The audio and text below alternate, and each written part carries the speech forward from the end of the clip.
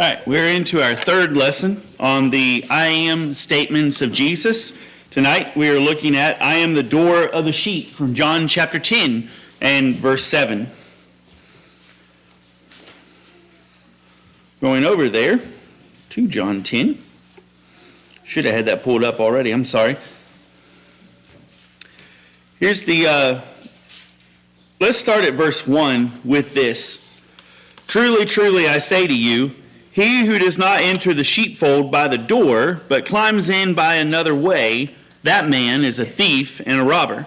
He who enters by the door is the shepherd of the sheep. To him the gatekeeper opens. The sheep hear his voice, and he calls his own sheep by name and leads them out. When he has brought out all his own, he goes before them, and the sheep follow him, for they know his voice. A stranger they will not follow, but they will flee from him, for they do not know the voice of strangers. This figure of speech Jesus used with them, but they did not understand what he was saying to them. So Jesus said to them again, Truly, truly, I say to you, I am the door of the sheep. All who came before me are thieves and robbers, but the sheep did not listen to them. I am the door. If anyone enters by me, he will be saved, and will go in and out and find pasture. The thief comes only to steal and to kill and destroy. I came that they may have life and have it abundantly. I am the good shepherd. The good shepherd lays down his life for the sheep. Of course, that gets us into another I am statement of Jesus there. But to begin with, Jesus carries on the image of David, of the Lord being a good shepherd. Psalms chapter 23, we're familiar with the passage, talks about how well God takes care of his own. The Lord is my shepherd, I shall not want. There's nothing that is lacking in our lives when God is taking care of the sheep. So, he who does not enter the sheepfold by the door, but climbs in by another way, that man is a thief and the robber. Do you have any idea what the sheepfold is in this story?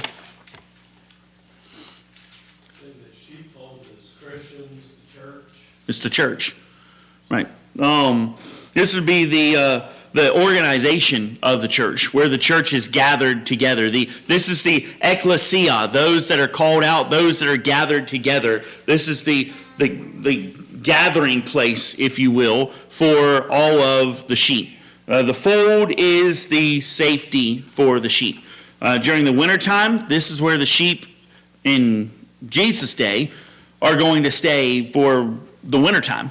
This is where they're going to be when they come in out of the fields, out of the hills, when they start driving them down towards town. This is where the sheep are going to be gathered. It's not like just a boxed up pen, but this is the barnyard, this is the barn, this is the area where the sheep live for that time, where the shepherd takes care of them. So there's only one way into the fold. Only one way, through Jesus Christ. We've looked at him being the bread of life. We've looked at him being the light of the world. And now we see him being the door. I am the door of the sheep. When we think of, go ahead, Brother Jeremy. See, it's important because he says the door, that excludes everything else. He didn't say doors or a door. Mm-hmm. So it leaves you one option, and that being Christ. Right. Mm-hmm. There's only one door to enter the fold. Just like there's only one door to enter into the church. There's no other name given among heaven or earth whereby mankind might be saved. Acts chapter 4 and verse 12. There's only one door into the church, and so there's only one door into the fold. The sheep know what that door is. The sheep know where to go to get into the fold. And those who try to come in by another way, the man is a thief and a robber. He's there for no other purpose. As Jesus reiterates this story down here, he says the thief only comes to steal and to kill and destroy. Trying to come into the church in another way, we're not coming in truthfully. We're not coming in with the right motives. We're not coming in with the right kind of heart. And In verse 3, to him the gatekeeper opens. The sheep hear his voice, and he calls his own sheep by name and leads them out. We're not going to be going through the fold and looking at all the different sheep and saying, well, this one belongs to the Lord. This sheep over here belongs to somebody else. This one over here belongs to... We're only going to find Christians within the fold. Brother Jeremy? I think he used thieves and robbers because a thief is going to be stealthy. Going to sneak in, unaware, Right. you're not paying attention. A robber, they're going to pull a knife, a gun, a club. It's going to be probably some violence or some confrontation.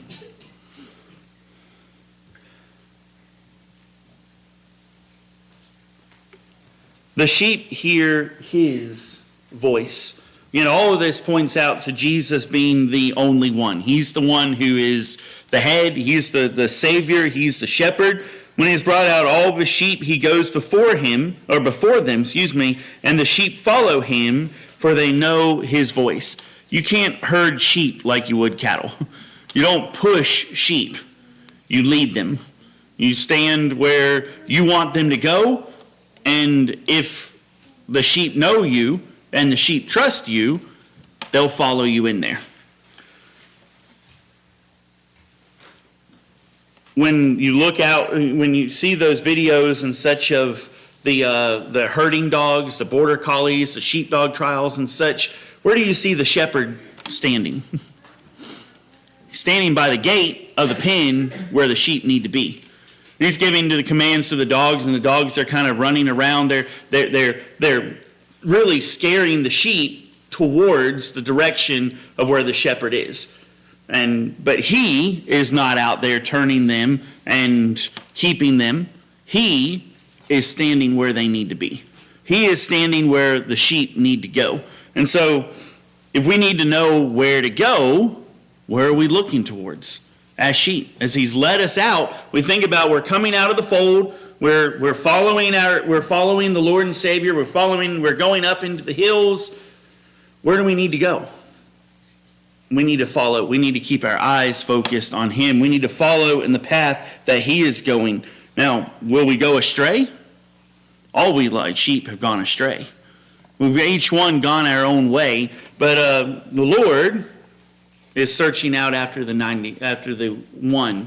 He's left the 99 and is looking out after the one. He's trying to find the one. So, yeah, we will go astray. We may fall astray, but when we know his voice, we always come back. When we hear his voice, the shepherd is always there. Verse 6, this figure of speech Jesus used with them, and they did not understand what he was saying to them. So they didn't quite get what he's saying, but again, and saying it a different way, I am the door of the sheep. All who come before me are thieves and robbers, but the sheep did not listen to them. Who are the thieves and robbers in this situation?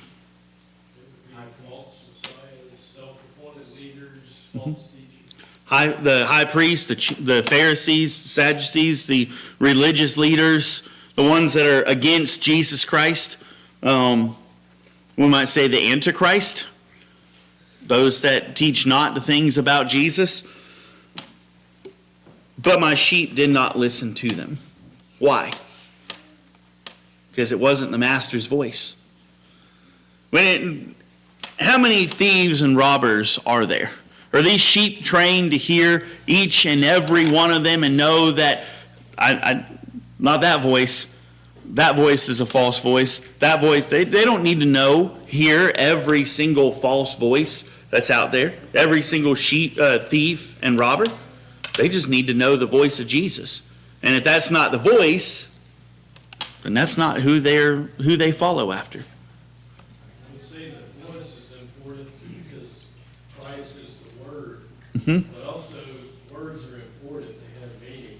Right. But the intent behind the words are very important. To deceive you or to help. Right. And then on this commentary I got, it says, ancient Middle Eastern shepherds were known calling each of their sheep by name, and each sheep would respond to its own name. So I think that shows there's a relationship, they know each other. Right. trust each other, and that's very important. When he says that he knows, the sheep know him and he knows his sheep. So, I am the door. If anyone enters by me, he will be saved and will go in and out and find pasture. The thief comes only to steal and to kill, for some reason I can't pronounce that word tonight, to steal and to kill and destroy. I came that they may have life and have it abundantly. No, that seems to be a theme of the Apostle John. As he's writing, and here we have it, I think this is the first time that it is said in these words, but we have hints of that over in John chapter 1. At the end of the Gospel of John, we have him saying that we would have life in his name. Over in John, the Epistle of John, 1 John 1, we find that he's writing so that our joy may be full. John understands that the life that we have through Jesus Christ is a more abundant life. The life that we have through Jesus Christ is a life that is, in Paul's words, more than conquerors. Now, a conqueror has everything, right? He has all the spoils. He gets all the slaves. He gets to write the history. He gets the lands. He gets everything. If he chooses to leave the nation set up, he gets the tribute from that. He's the suzerain and they're the vassal. The conqueror has everything. But when we look at that phrase, more than conquerors, it's as if it's saying we're the conqueror of the conquerors. We have everything. We have above what the conquerors would have. So through Jesus Christ, our good shepherd, we are more than conquerors. This abundant life that God has for us. Why is it so wonderful? Why is it so good? I would say that we get the full benefit and the abundance of it. So it's more than what we need, you could say. Right. I mean, definitely it's more than what we're deserving. Definitely, for sure. Verse 11 kind of gives us a little bit about it. That the life and have it abundantly. And then, I am the good shepherd. The good shepherd lays down his life for the sheep. He who is a hired hand and not a shepherd, he who does not own the sheep, sees the wolf coming and leaves the sheep and flees. And the wolf snatches them and scatters them. He flees because he's a hired hand and cares nothing for the sheep. I am the good shepherd. I know my own, and my own know me. Just as the Father knows me, and I know the Father, and I lay down my life for the sheep. I have other sheep that are not of this fold. I must bring them also, and they will listen to my voice. So there will be one flock and one shepherd. For this reason the Father loves me, because I lay down my life that I may take it up again. So we've kind of moved out of the third and into the fourth here with this, but still there in John chapter 10. I'm not only the door of the sheep, I'm not only the proper entrance into the fold, I'm the doorkeeper, I'm the gatekeeper. I keep out all the things that don't need to be in the fold. I keep out the predators, the wolves, but I'm also the good shepherd. I'm the door because I'm the shepherd.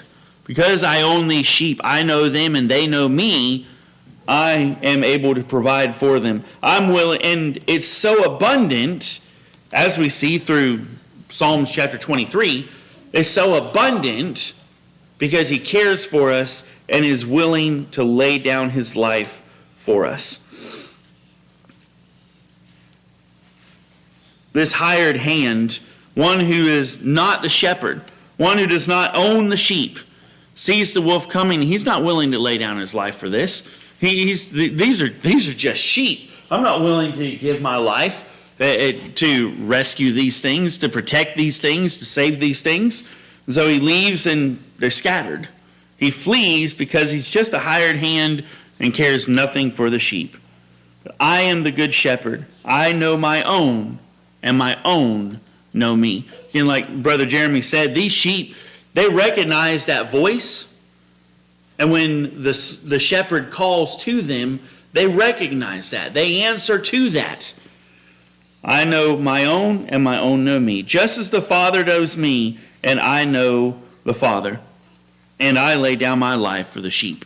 So our relationship as sheep to the Good Shepherd should be the same relationship as the Father to the Son. Then we have a hint here in verse 16 about the coming of the Gentiles. I have other sheep that are not of this fold. I must bring them also, and they will listen to my voice. So there will be one flock, one shepherd. I have sheep that are not of this fold. So we're talking to the Jews at first, but then here now, who do we have? It's I have other sheep, meaning the Gentiles. I must bring them also, and they will listen to my voice, so there will be one flock and one shepherd. For this reason, the Father loves me, because I lay down my life that I may take it up again. This verse is interesting to me, because when looking at this just on the surface, we think about the love that the Father has for the Son. And this verse has always stood out to me because when you think about the difference between what would be agape love or phileo love, then we would think that this verse would be agape love.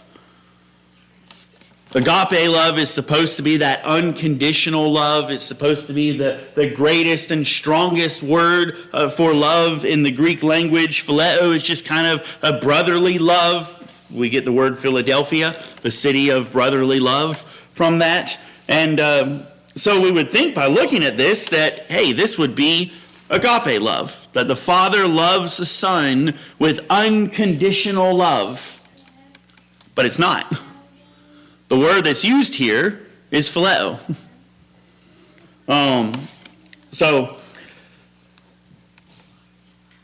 does the Father have less love for the Son?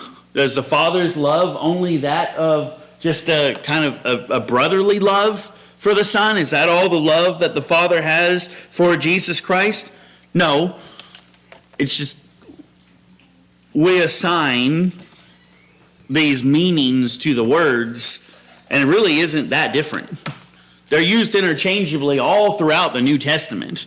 They really don't, one does have a different meaning in some cases, but we really have to be careful about the way that we use the language without fully understanding the language, because there really is no significance one to another. John's going to battle the two words against each other. He's going to flip back and forth between the two words at the end of John at the seashore. But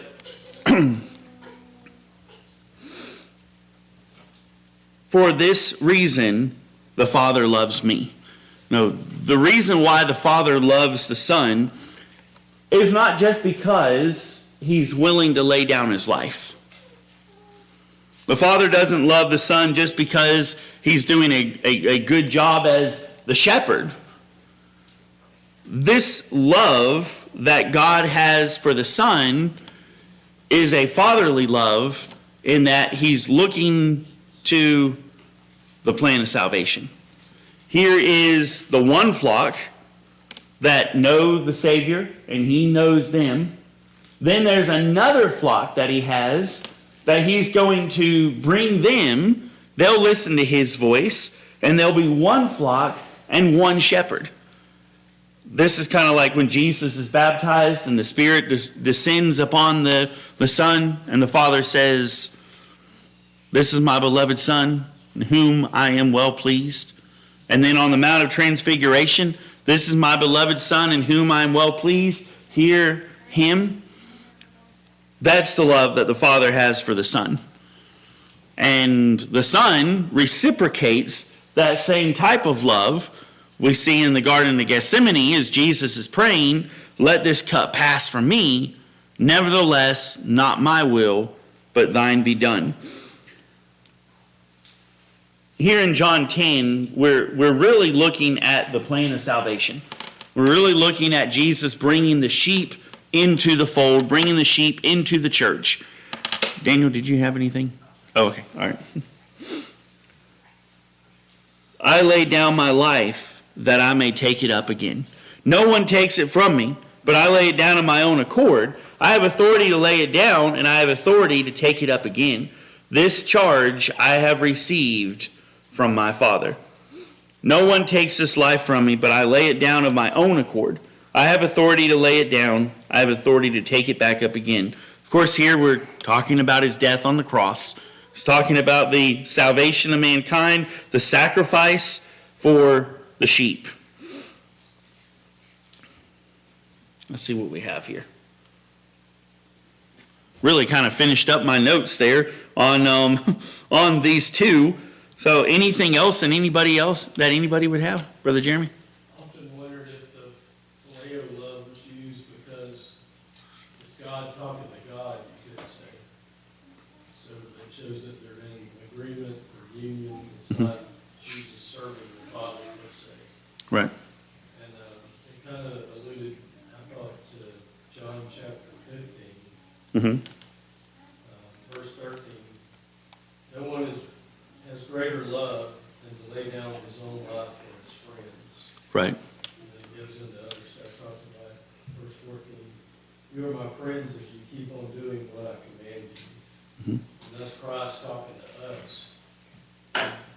So we can be friends, so we can have philia love, but also agape love, because we want to serve God, knowing that we can build that strong relationship.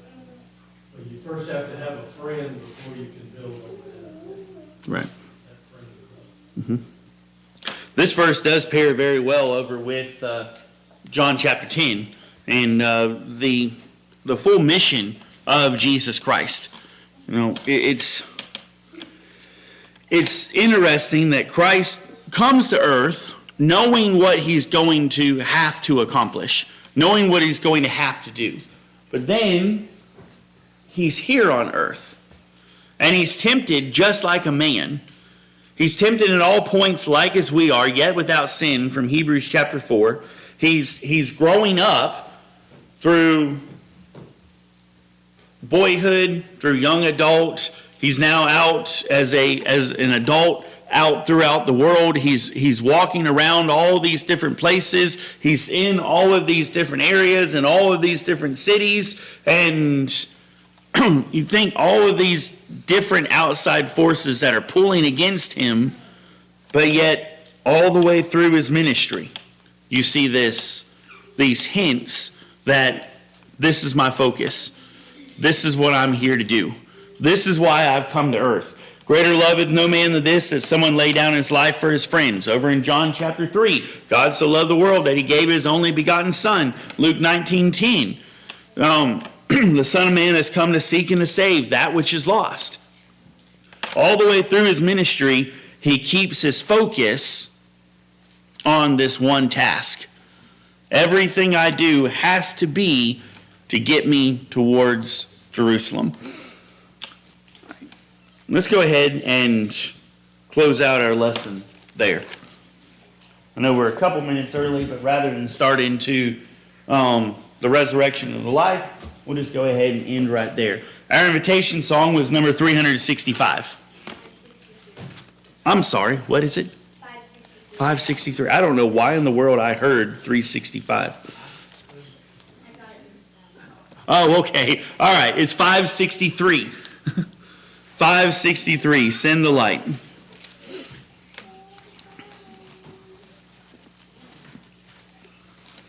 Okay, well, that changes a little bit how I was going to tie into the lesson with that. All right,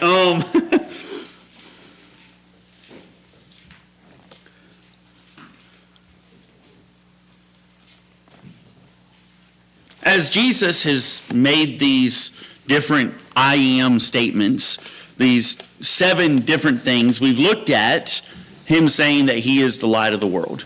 We've looked at he is the door of the sheep. We looked at he is the great shepherd. Last week we talked about how it was important that even though Christ is the light of the world, that we are as well. Christ is the light, but we're supposed to be the light as well. We're supposed to be shining that truth into the world. And our song here encourages us that, hey, that's what we're about. As Christ had that one track mind, if you will, about this is what I'm here to do. I'm here to seek and to save the lost. I'm here to die for the sins of mankind. We have to keep ourselves focused on the fact that we're supposed to be sending the light. We're supposed to be examples. We're supposed to be reaching out to those that are around us. So our light must be shining at all times. A city that is set on a hill, a lampstand in the house to give light to all that are around. Let us stand and sing.